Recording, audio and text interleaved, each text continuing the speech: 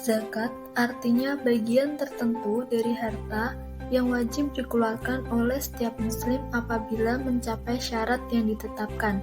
Sebagai salah satu rukun Islam, zakat ditunaikan untuk diberikan kepada golongan yang berhak menerimanya atau biasa disebut dengan asnaf.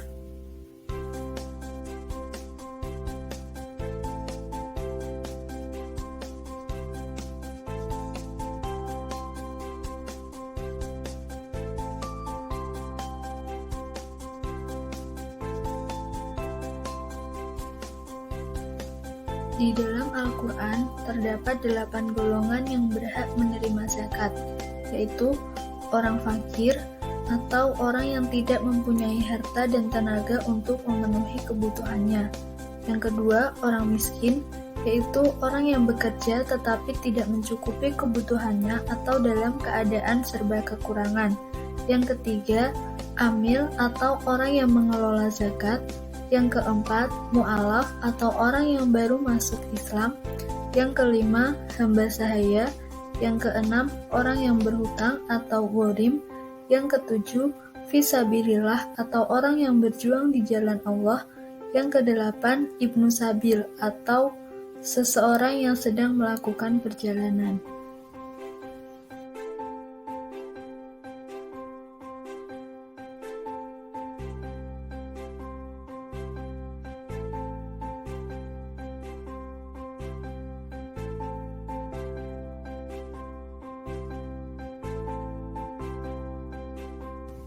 Selanjutnya mengenai jenis zakat. Secara umum, zakat terbagi menjadi 2 jenis, yakni zakat fitrah dan zakat mal. Zakat fitrah adalah zakat yang diwajibkan atas setiap jiwa, baik lelaki dan perempuan muslim, yang dilakukan pada bulan Ramadan pada Idul Fitri.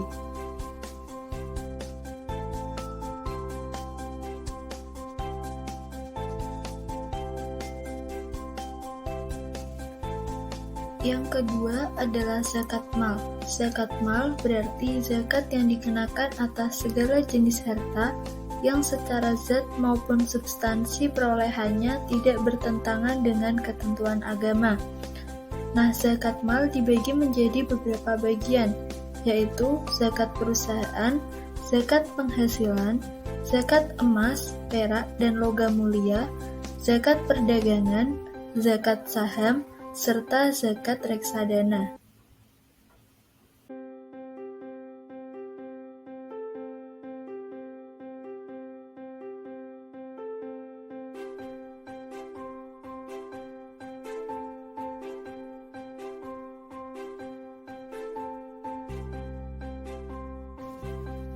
Pengelolaan zakat dibagi menjadi 2. Yang pertama, pengelolaan zakat secara konsumtif, yaitu pengumpulan dan pendistribusian yang dilakukan dengan tujuan memenuhi kebutuhan dasar ekonomi mustahik berupa pemberian untuk dikonsumsi secara langsung.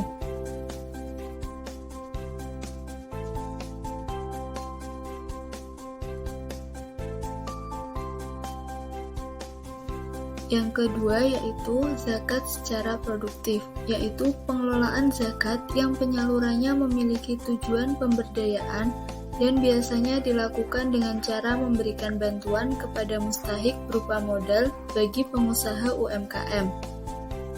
Nah, zakat yang diberikan kepada mustahik dapat memberikan kontribusi bagi perkembangan ekonomi jika digunakan dalam kegiatan produksi.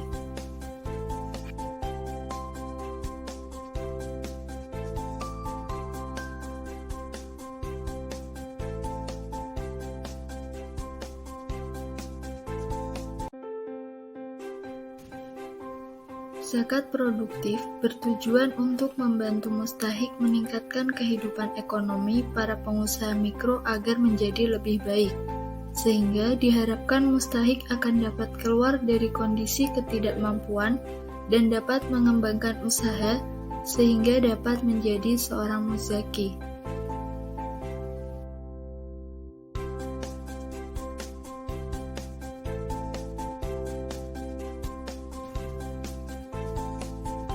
Selanjutnya mengenai mekanisme pendayagunaan zakat produktif. Pengembangan zakat produktif dilakukan dengan melalui dana zakat sebagai modal usaha untuk pemberdayaan ekonomi penerimanya, dan supaya mustahik dapat mengelola dan membiayai kehidupan secara konsisten, sehingga dengan adanya dana zakat, mustahik dapat memperoleh penghasilan yang stabil. Setelah itu, mustahik dapat meningkatkan usaha. Dengan meningkatkan usaha tersebut, maka mustahik dapat mengembangkan usaha, serta mereka dapat menyisihkan sebagian penghasilannya untuk ditabung. Bukan hanya pemberian modal usaha saja, tetapi mustahik juga diberikan pembinaan, dan dengan pembinaan tersebut, mustahik tidak hanya memahami teknik dan kemampuan dalam berwirausaha, tetapi juga diberikan pemahaman dalam mengatasi berbagai masalah yang nanti akan mereka alami di dalamnya, sehingga hal tersebut dapat mengurangi terjadinya kerugian dan kebangkrutan terhadap usaha yang dijalankan mustahik. Nah, pembinaan juga diimbangi dengan pendidikan para mustahik, yaitu mustahik tidak hanya diberikan pemahaman berwirausaha, tetapi mereka juga diberikan pendidikan agama, sehingga mustahik dapat memahami bahwa mereka juga memiliki kewajiban sebagai seorang hamba untuk beriman, beribadah, bekerja, dan berikhtiar semaksimal yang mereka bisa. Dengan begitu, diharapkan segala praktek yang dilakukan oleh para mustahik terhindar dari sesuatu yang diharamkan oleh agama, serta bukan hanya mendapatkan penghasilan yang halal tetapi juga berkah. Nah, oleh karena itu zakat produktif sangat penting dalam masyarakat, karena dengan berkembangnya usaha kecil menengah melalui zakat tersebut, diharapkan usaha mustahik dapat berkembang dan menyerap tenaga kerja. Dengan banyaknya usaha yang dapat menyerap tenaga kerja, dapat mengurangi tingkat pengangguran. Berkurangnya angka pengangguran akan berdampak pada meningkatnya daya beli masyarakat yang akan diikuti oleh pertumbuhan produksi.